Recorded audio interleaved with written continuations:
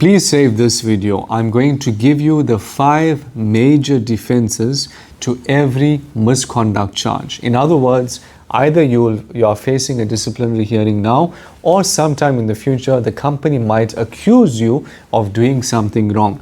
This video will give you the 5 major defenses.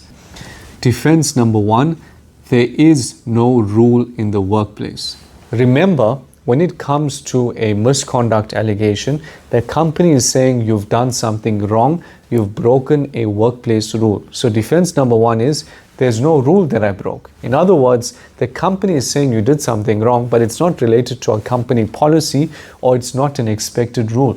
An example could be, for example, verbal abuse. What is verbal abuse? Abuse normally is physical abuse, but if the company doesn't have verbal abuse in their company policy and they're charging you for verbal abuse, that is not a commonly accepted rule. Defense number 2 is the rule is unreasonable. So for example, this could be in relation to you can't walk around in the office or talk to customers. That's an unreasonable rule. You can argue that as a defense. The third defense is the most common one, which is called I didn't break the rule. In other words, the company is accusing you of insubordination or harassment or whatever it is. You are saying you just didn't do it. That is a factual defense, which means your version, company version, only one version can be true.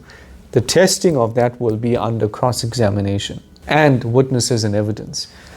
Defense number 4 is other people also did the same thing and they were not fired. That's called inconsistency. You need to show that someone else had done the same or similar thing and the company didn't dismiss them. Maybe the company gave them a warning. That's unfair. And the last defense is progressive discipline. The company needs to either give you a warning or a final written warning, but dismissal is too harsh as a sanction. Usually this defense comes in when we're looking at the severity of the allegations. In other words, if you just took a pen from the office and it was an ordinary pen, should the company dismiss you for that? Maybe a warning is better as a sanction.